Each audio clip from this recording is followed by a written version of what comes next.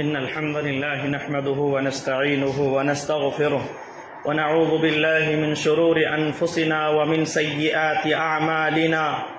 من يهده الله فلا مضل له ومن يضلل فلا هادي له، وأشهد أن لا إله إلا الله وأشهد أن محمدا عبده ورسوله. أعوذ بالله من الشيطان الرجيم. بسم الله الرحمن الرحيم. يا أيها الذين آمنوا اتقوا الله حق تقاته ولا تموتن إلا وأنتم مسلمون.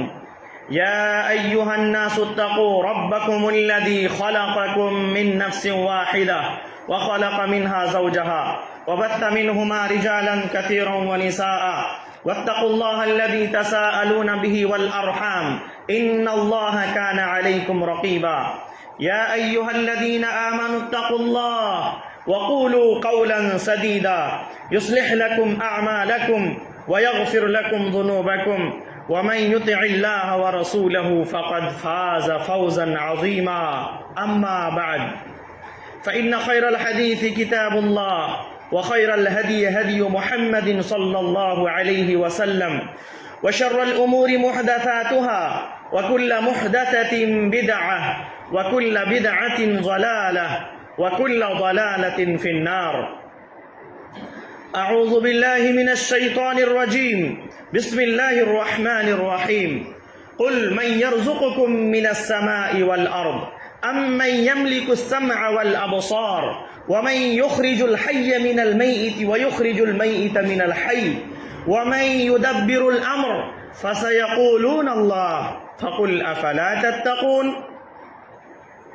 سبحانك لا علم لنا إلا ما علمتنا إنك أنت العليم الحكيم. رب اشرح لي صدري ويسر لي أمري واحلل عقدة من لساني يفقه قولي. رب زدني علما. اللهم رب زدني علما. اللهم صل على محمد وعلى آل محمد كما صليت على إبراهيم وعلى آل إبراهيم إنك حميد مجيد. اللهم بارك على محمد وعلى آل محمد كما باركت على إبراهيم وعلى آل إبراهيم إنك حميد مجيد. محترم حاضرین جمعہ اور میری پردہ نشین مائیں اور بہنیں، آج کے اس خطبہ جمعہ کا جو میرا موضوع ہے وہ ہے توحید ربوبیت. توحید ربوبیت کی وضاحت کرنے سے پہلے ہمیں سب سے پہلے توحید کیا چیز ہے یہ سمجھنا چاہیے کہ توحید کسے کہتے ہیں، توحید کی قسمیں کتنی ہیں، اور پھر یہ توحید ربوبیت سے مراد کیا ہے. مشرکین مکہ اللہ تعالیٰ کے بارے میں کیا عقیدہ رکھتے تھے، اور آج کے بعض مسلمان اللہ کے بارے میں کیا عقیدہ رکھتے ہیں، اور پھر مکلف پر سب سے پہلا فرض کیا ہے. اللہ تعالیٰ نے انبیاء کرام کو کیوں بھیجا تھا، بعثت کا مقصد کیا تھا. تو یہ چند چیزیں ہیں جس کے تعلق سے میں باتیں کروں گا. سب سے پہلے میں اللہ تعالیٰ سے دعا کرتا ہوں کہ اللہ تعالیٰ مجھے حق بات کہنے اور پھر اس پر عمل کرنے کی توفیق دے. آمین. محترم حضرات، سب سے بہترین بات اللہ کا کلام ہے، اور سب سے بہترین طریقہ محمد صلی اللہ علیہ وسلم کا طریقہ ہے، اور سب سے بدترین کام وہ ہے جو دین میں نئی ایجاد کردہ چیزیں ہیں، اور ہر نئی چیز بدعت ہے، اور ہر بدعت گمراہی ہے، اور ہر گمراہی جہنم لے جانے والی ہے.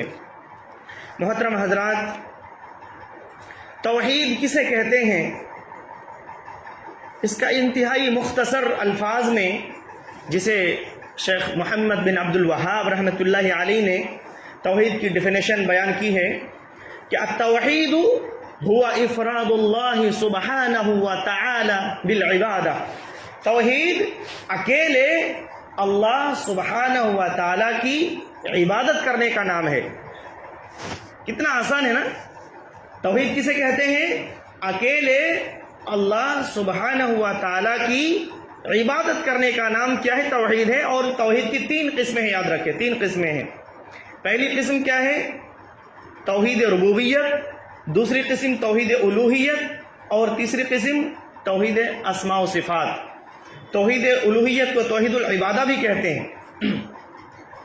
یہ توحید ربوبیت سے کیا مراد ہے؟ جس کا آج میرا جو موضوع ہے وہ توحید ربوبیت ہے. تو توحید ربوبیت سے کیا مراد ہے؟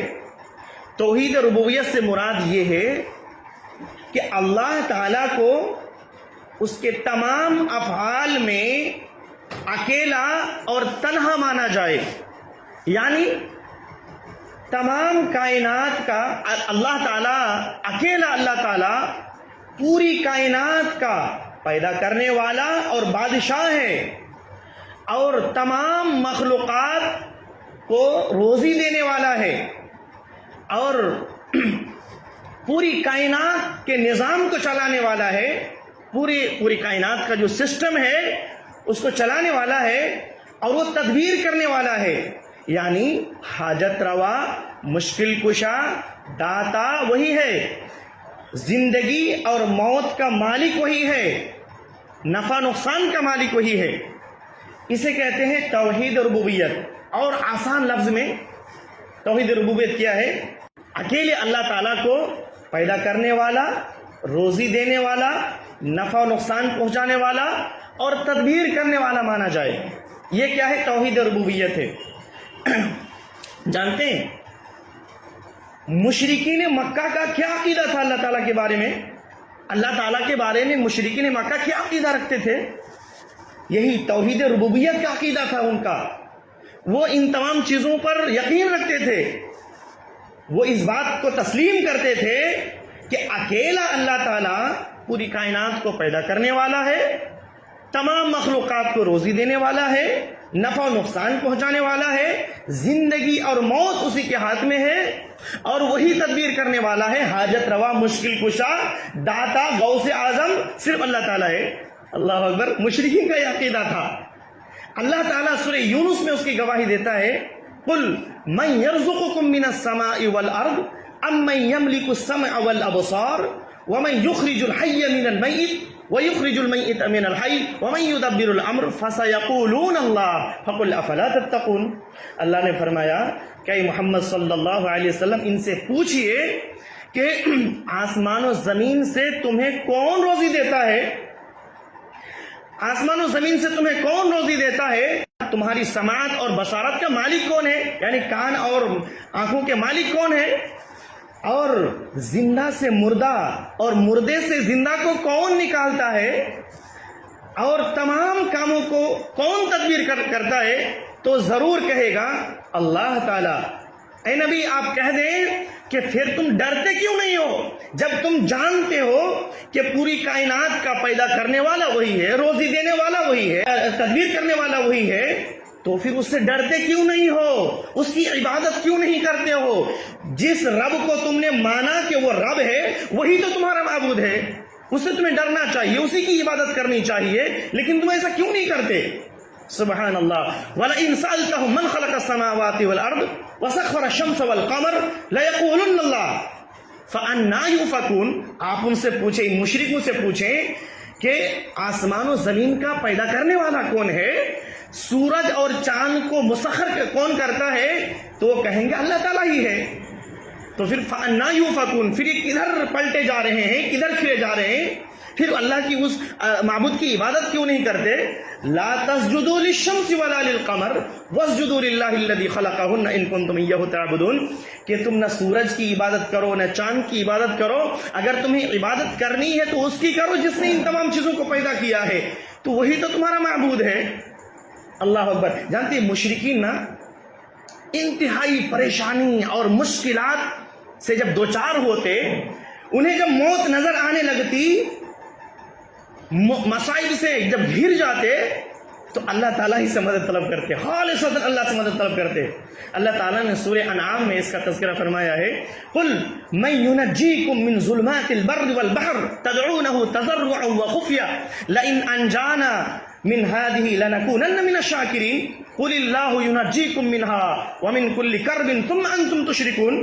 اللہ نے فرمایا کہ اے محمد صلی اللہ علیہ وسلم ان سے پوچھئے کہ صحرا اور سمندر کی تاریکیوں میں تمہیں کون خطرات سے نجات دیتا ہے، اور وہ کون ہے، وہ کون ذات ہے کہ جس سے تم جب مصیبت میں پڑتے ہو، پریشانیوں میں پڑتے ہو تو گر گراتے ہوئے اور چپ کے دعا مانگتے ہو، اور کس سے کہتے ہو کہ اگر اس نے ہمیں اس مصیبت سے نجات دے دی تو ہم ضرور شکر گزار ہوں گے۔ آپ کہہ دیجئے کہ اللہ تعالیٰ ہی ہے جو تمہیں اس سے اور ہر مصیبت سے نجات دیتا ہے، ثم انتم تشرکون، پھر بھی تم اس کا شریک ٹھہراتے ہو، پھر بھی تم اس کو اللہ کے ساتھ دوسروں کو شریک کرتے ہو۔ اللہ اکبر۔ اللہ تعالیٰ نے کتنی بہترین سے وضاحت کر دیا ہے کہ اے مشرکین، جب جانتے ہو کہ وہ میرا خالق ہے، مالک ہے، رازق ہے، تدبیر کرنے والا ہے، مسائل کو ٹالنے والا ہے، اور اسی سے اپنی دعائیں اور حاجتیں پیش کرتے ہو، تو اسی کی تمہیں عبادت کرنی چاہیے۔ جانتے ہیں ابو جہل کا بیٹا اکرمہ، ان کا قبول اسلام کا واقعہ بہت بڑا پیارا واقعہ ہے۔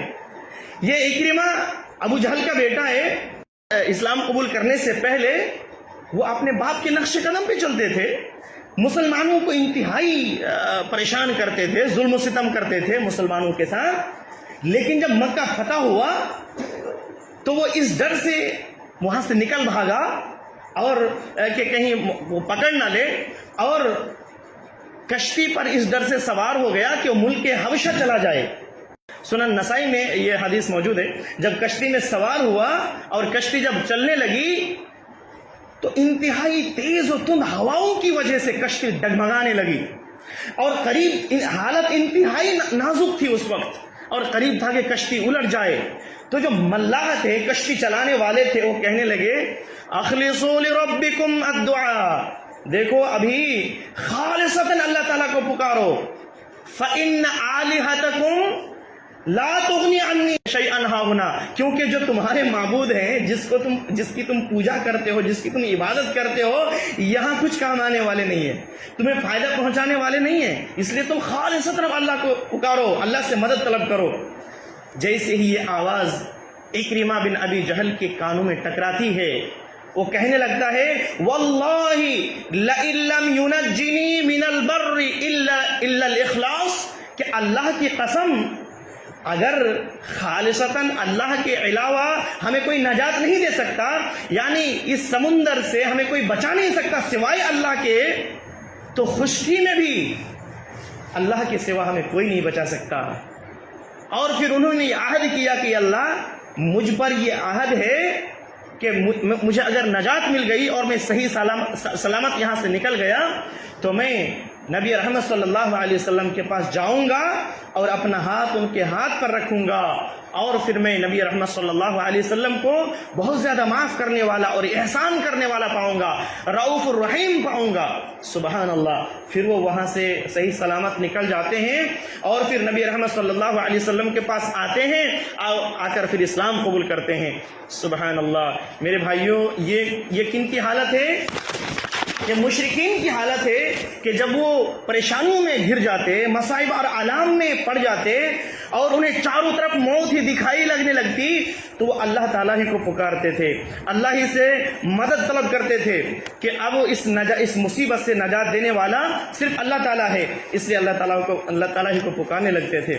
لیکن افسوس میرے بھائی، آج کے بعض مسلمان ایسے ہیں جو دونوں حالت میں، عام حالت میں جب وہ کسی مصیبت میں نہیں رہتے، اس وقت بھی اور پریشانی کے وقت بھی، دونوں حالات میں غیر اللہ سے مدد طلب کرتے ہیں، غیر اللہ کے سامنے اپنی حاجت، اپنی مشکلات، اپنی تمام ضروریات پیش کرتے ہیں۔ نعوذ باللہ من ذالک۔ جب مشرکین سمندر میں گھر جاتے اور لگتا کہ اب ڈوبنے ہی والی ہے کشتی، تو اللہ سے خالصتاً مدد طلب کرتے، اور آج کے بعض مسلمان ان کی جب کشتیاں ڈوبنے لگتی ہیں تو کیا کہتے ہیں؟ یا معین الدین چشتی لگا دے پار میری کشتی، کل ہم و غم سینجلی بولایتک یا علی یا علی ناد علی مظہر العجائب تجدہ عونا لک فی النوائب. نعوذ باللہ من ذلک کہ ہر دکھ درد ضرور تیری ولایت کے ذریعے، تیری دوستی کے ذریعے دور ہوتی ہے. اے علی، یعنی علی کو جو عجائبات کا مظہر ہے، انہیں پکاریں تو مشکلات اور مصائب میں اپنا مددگار پائیں گے. نعوذ باللہ من ذالک، جب یہ مصیبت میں پڑتے ہیں، پریشانیوں میں پڑتے ہیں، تب بھی اپنے غیر اللہ کو پکارتے ہیں کہ فلاں معبود، یا شیخ عبد القادر جیلانی، یا علی، اس طریقے سے، یا خواجہ معین الدین چشتی، اس طریقے سے غیر اللہ کو پکارتے ہیں مدد کے لیے. میرے بھائیوں، یہ عجیب معاملہ ہے مسلمانوں کا کہ سب تو نہیں، بعض مسلمان ایسا کرتے ہیں. اور یاد رکھیں یہ شرک ہے، شرک اکبر ہے، یاد رکھیں. یہ انسان کا حال ہے جسے اللہ تعالیٰ نے عقل و شعور سے نوازا ہے. میرے بھائی، اللہ تعالیٰ نے عقل و شعور سے نوازا ہے اور اپنے رب کو چھوڑ کر اور غیروں سے مدد طلب کرتے ہیں. یہ انسان کا حال ہے جنہیں اللہ تعالیٰ نے عقل و شعور سے نوازا ہے. ان ایسے انسانوں کو چاہیے کہ وہ جانوروں سے نصیحت حاصل کرے. ایسے جانور جسے اللہ تعالیٰ نے عقل و شعور سے نوازا نہیں ہے، بے عقل ہے، بے شعوری کی زندگی گزارتے ہیں، پھر بھی وہ اپنے مالک کے حقیقی کو جانتے ہیں. حضرت ابو ہریرہ رضی اللہ عنہ بیان کرتے ہیں کہ اللہ کے نبی صلی اللہ علیہ وسلم نے فرمایا کہ حضرت سلیمان علیہ السلام بارش طلب کرنے کے لیے نکلے تو ایک چیونٹی کو دیکھا، ایک چیونٹی جو اپنی پیٹھ پر لیٹا ہوا ہے اور اس کی ٹانگیں آسمان کی طرف ہے، اور پھر وہ چیونٹی دعا کر رہی ہے، یا اللہ، یقیناً ہم بھی تیری مخلوق ہیں اور ہمیں بھی پانی کی ضرورت ہے، ہمیں بھی بارش کی ضرورت ہے. اللہ اکبر. چنانچہ حضرت سلیمان علیہ السلام جیسی ہی چونٹی کی آواز، یہ دعا سنتے ہیں، فوراً اپنے ساتھیوں کو کہتے ہیں کہ اب چلو واپس، اب دعا کرنے کی ضرورت نہیں ہے کیونکہ غیر کی دعا تمہیں کفایت کر جائے گی. سبحان اللہ. ایک ایسی چونٹی جسے اللہ تعالیٰ نے عقل و شعور سے نوازا نہیں، وہ اپنے مالک کے حقیقی کو پہچان لیے کہ کس سے ہمیں دعا مانگنی چاہیے. اور وہ انسان جسے اللہ تعالیٰ نے عقل و شعور سے نوازا ہے، وہ درگاہوں کا چکر لگاتے ہیں. جب اولاد مانگنا ہو تب بھی وہ غیر اللہ کو پکارتے ہیں، جب انہیں روزی مانگنی ہو تب بھی غیر اللہ کو پکارتے ہیں. یہ کس کا حال ہے؟ جسے اللہ تعالیٰ نے عقل و شعور سے نوازا ہے. میرے بھائی، یہ انسانوں کا حال ہے. اللہ تعالیٰ سے ہم دعا کرتے ہیں کہ اللہ ہمیں صحیح سمجھ کی توفیق دے. میرے بھائیوں، ہمیں یہ عقیدہ ذہن نشین کر لینی چاہیے. کون سا عقیدہ؟ اکیلا اللہ تعالیٰ پوری کائنات کا خالق، مالک، رازق، نفع نقصان کا مالک ہے اور تدبیر کرنے والا ہے. اس لیے جب بھی اولاد کی ضرورت پڑے اللہ سے مانگو، جب بھی روزی کی ضرورت پڑے اللہ سے مانگو. نفع نقصان کا مالک وہی ہے، حاجت روائی کرنے والا وہی ہے. کیونکہ اگر یہ چیزیں جو اللہ سے ہمیں کرنی چاہیے، حاجت روا، مشکل کشا، داتا اللہ تعالیٰ ہی ہے، اب ہم دوسروں کے لیے بھی یہ ثابت کریں کہ جس طریقے سے اللہ اولاد دیتا ہے، فلاں پیر، فلاں والی، فلاں بزرگ بھی ہمیں اولاد دے سکتا ہے. جس طریقے سے اللہ ہماری مصیبتوں کو دور کر سکتا ہے، فلاں پیر، فلاں والی، فلاں بزرگ یا فلاں ہمیں مصیبت سے نجات دے سکتا ہے. اگر یہ کسی کا عقیدہ ہے، یاد رکھیں یہ ایسا اتنا خطرناک عقیدہ ہے کہ اس سے انسان دائرہ اسلام سے خارج ہو جاتا ہے. یاد رکھیں، اگرچہ انہوں نے پوری زندگی غیر اللہ سے اولاد نہیں مانگا، غیر اللہ سے روزی نہیں مانگا، اپنی مصیبتیں ان کے سامنے نہیں رکھا، لیکن چونکہ ان کا عقیدہ ہے کہ غیر اللہ ہمیں یہ دے سکتا ہے، یہ دے سکتا ہے، یہ دے سکتا ہے، تب بھی وہ دائرہ اسلام سے خارج ہو جائے گا. یاد رکھیں میرے بھائی، اس لیے ہمیں ضرورت اس بات کی ہے کہ ہم عقائد کو سمجھنے کی کوشش کریں. کتنے ایسے مسلمان ہیں جن کا عقیدہ انتہائی خراب ہے میرے بھائیوں. تو ہمیں جو ضروری علم ہے وہ حاصل کرنا ضروری ہے تاکہ ہم اللہ تعالیٰ کے یہاں شرمندہ نہ ہوں اور پھر ہمیں جہنم کے حوالے نہ کر دیا جائے. تو اس لیے ہمیں جو بنیادی عقائد ہے اس کو ہمیں سمجھنے کی ضرورت ہے، سیکھنے کی ضرورت ہے. میرے بھائیوں، مشرکین کے خلاف نبی کریم صلی اللہ علیہ وسلم نے کیوں جنگ کیا؟ حالانکہ وہ تو توحید ربوبیت کے اقرار کرتے تھے، لیکن پھر بھی اللہ کے نبی صلی اللہ علیہ وسلم نے ان سے جنگ کیوں کیا؟ کیونکہ اور وہ دائرہ اسلام سے خارج رہے. کیوں؟ اس لیے کہ وہ توحید ربوبیت کا تو اقرار کرتے تھے، لیکن توحید الوہیت کا اقرار نہیں کرتے تھے۔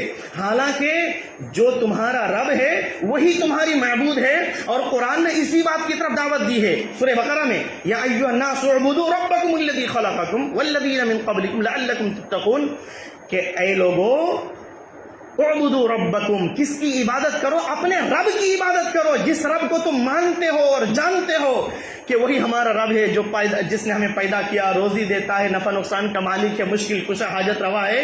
تو اس رب کی عبادت کرو جس نے تمہیں اور تم سے پہلے لوگوں کو پیدا کیا، تاکہ تم شاید تم تقوی اختیار کرو، متقی بن جاؤ۔ سبحان اللہ۔ تو اللہ تعالیٰ نے اس کی دعوت دی ہے، لیکن ان مشرکوں نے توحید ربوبیت کا تو اقرار کیا، لیکن توحید الوہیت کا اقرار نہیں کیا، جس کی وجہ سے اللہ کے نبی صلی اللہ علیہ وسلم نے ان سے جنگیں کی۔ محترم حضرات، اسی طریقے سے اللہ تعالیٰ نے انبیاء کرام کو کیوں بھیجا؟ بعثت کا مقصد کیا تھا؟ بعثت کا مقصد ہی یہی تھا کہ انہیں توحید الوہیت کی طرف بلائیں۔ توحید ربوبیت کو تو انسان فطرت سے جانتا ہے، ہر انسان اپنے رب کو جانتا ہے۔ کسی بھی انسان کو آپ پوچھیں، ہاں کچھ لوگ ایسے بھی دہریہ جو مطلب کہتے ہیں کہ یہ دنیا نا ایسی وجود میں آ گیا، ورنہ ہر انسان اپنی فطرت سے جانتا ہے کہ ہمارا رب وہی ہے، میں نے اپنے آپ کو پیدا نہیں کیا، ہمیں پیدا کرنے والی ذات موجود ہے۔ اللہ اکبر۔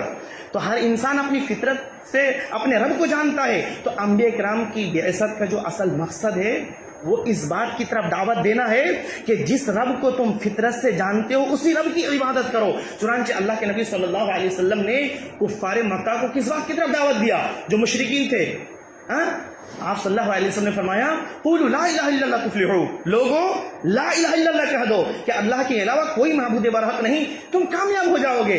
پھر صحیح بخاری اور صحیح مسلم میں حدیث موجود ہے، اللہ کے نبی صلی اللہ علیہ وسلم نے جب حضرت معاذ بن جبل رضی اللہ عنہ کو یمن کا گورنر بنا کر بھیجا تو ان کو نصیحتیں کی اور فرمایا کہ تم ایک ایسی قوم کے پاس جا رہے ہو جو اہل کتاب ہیں، یعنی آسمانی کتابوں کا علم اس کے پاس ہے، وہ پڑھنا لکھنا جانتے ہیں۔ تو فَلْيَكُنْ أَوَّلُ مَا تدعوہم الیہ عبادت اللہ عز وجل، کہ انہیں سب سے پہلے اس بات کی طرف دعوت دینا کہ وہ اللہ کی عبادت کریں۔ سب سے پہلی دعوت یہی ہونی چاہیے۔ اور اللہ تعالیٰ نے جتنے انبیاء کرام کو بھیجا تمام انبیاء کرام کی دعوت یہی تھی کہ یا قوم اعبدوا اللہ ما لکم من الہ غیرہ، کہ اے میری قوم کے لوگوں اللہ کی عبادت کرو، اس کے علاوہ تمہارا کوئی معبود برحق نہیں ہے۔ تمام انبیاء کرام کی اصل دعوت یہی تھی میرے بھائیوں۔ لیکن افسوس کہ آج بعض کلمہ گو مسلمان کا حال دیکھیں کہ ہر نماز میں وہ کیا کہتا ہے؟ ایاک نعبد و ایاک نستعین، یا اللہ ہم تیری ہی عبادت کرتے ہیں اور تجھ ہی سے مدد چاہتے ہیں، اور جیسے ہی سلام پھرتے ہیں یا خواجہ معین الدین چشتی یا پھر یا شیخ عبد القادر جیلانی میری مدد فرما۔ یہیں پر انہوں نے مصلی پر ہی ہے، نماز میں انہوں نے یہ کہا ہے اور ہر نماز میں پڑھتا ہے ایاک نعبد و ایاک نستعین، اور جیسے سلام پھرتا ہے اور پھر کیا کرتا ہے؟ دوسروں سے مدد طلب کرنے لگتا ہے۔ میرے بھائیوں، تو آج کے بعض مسلمان ایسے ہیں جو مشرکین سے بدتر ہیں، یعنی وہ مشرکین تو ربوبیت کا اقرار کرتے تھے، لیکن یہ ربوبیت اللہ کی ربوبیت میں بھی شرک کرتے ہیں اور الوہیت میں بھی شرک کرتے ہیں۔ غیر اللہ کو حاجت روا، مشکل کشا، داتا، غریب نواز تصور کرتے ہیں اور پھر ان کے آگے سجدہ بھی کرتے ہیں۔ کتنے گئے گزرے ہیں ایسے لوگ میرے بھائیوں۔ تو ہمیں یہ سب باتیں سمجھنے کی ضرورت ہے۔ ہم کتنوں بھی آج بعض لوگ جو ہے نا لوگوں کو کیا کرتے ہیں، آؤ نماز کی طرف آؤ، یہ مطلب ان کا کام ہی کیا، ارے ایمان کو سیکھ لو، نماز کو سیکھ لو، صرف یہی دعوت ہے ان کی کہ لوگوں کو جوڑ لیں اور مسجد کی طرف بلا لیں۔ لیکن انبیاء کی دعوت کیا تھی کہ سب سے پہلے ان کے ذہن سازی کی جائے اور ان کے ذہن میں یہ بات بیٹھائی جائے کہ تمہارا معبود اکیلا اللہ تعالیٰ ہے۔ اور آج جو لوگ صرف نماز کی طرف بلاتے ہیں، ایسے لوگوں میں وہ بہت سارے ایسے لوگ بھی موجود ہیں جو ایک طرف اللہ کی عبادت بھی کرتے ہیں اور دوسری طرف مزاروں کے سامنے سجدہ بھی کرتے ہیں۔ ایک طرف اللہ کو مشکل کشا حاجت روا کہتے ہیں اور دوسری طرف غیر اللہ کو حاجت روا مشکل کشا کہتے ہیں، اس سے اولاد مانگتے ہیں، روزی مانگتے ہیں اور بہت ساری چیزیں مانگتے ہیں، نعوذ باللہ من ذالک۔ تو آج کے جو یہ بعض مسلمان ہیں نا وہ مشرک سے بدتر ہیں۔ کاش کہ سمجھ میں آئے یہ سب باتیں۔ محترم حضرات، مکلف پر جو سب سے پہلا فرض ہے وہ کیا ہے؟ توحید الوہیت کو سیکھنا، کہ وہ اس بات کو سیکھے، اس بات کا علم حاصل کرے کہ جو ہمارا معبود ہے وہی جو ہمارا رب ہے وہی ہمارا معبود ہے۔ تو کیسے اس کی عبادت کرنی ہے نبی کریم صلی اللہ علیہ وسلم نے اس کی وضاحت فرمائی ہے۔ تو اس بات کو مطلب سمجھنے کی کوشش کریں۔ اور امام بخاری رحمۃ اللہ علیہ نے جو باب باندھا ہے باب العلم قبل القول والعمل، کہ قول اور عمل سے پہلے علم حاصل کرو۔ کس چیز کا علم؟ اپنے معبود کا علم حاصل کرو، اللہ کا علم حاصل کرو، اللہ کی معرفت حاصل کرو، جس سے آج ہم دور ہیں میرے بھائیوں۔ تو اللہ تعالیٰ سے دعا ہے اللہ تعالیٰ ہمیں قرآن و سنت کو صحیح سے سمجھنے اور اس کے احکامات پر عمل کرنے کی توفیق دے۔ یا الہ العالمین، یا اللہ ہمارے نیک اعمال کو قبول فرما، یا اللہ ہمیں کامل ایمان عطا فرما۔ یا اللہ کتنے ایسے لوگ ہیں جو بیمار ہیں، پریشان حال ہیں، ان کی بیماریاں دور کر دے، ان کی پریشانیاں دور کر دیں۔ یا اللہ ہمارے کاروبار میں، ہماری تجارت میں برکت دے۔ یا اللہ ہمیں خوشحال زندگی عطا فرما، یا اللہ ہمیں امن و سکون کی زندگی عطا فرما۔ اللہم آمین، وآخر دعوانا ان الحمد للہ رب العالمین۔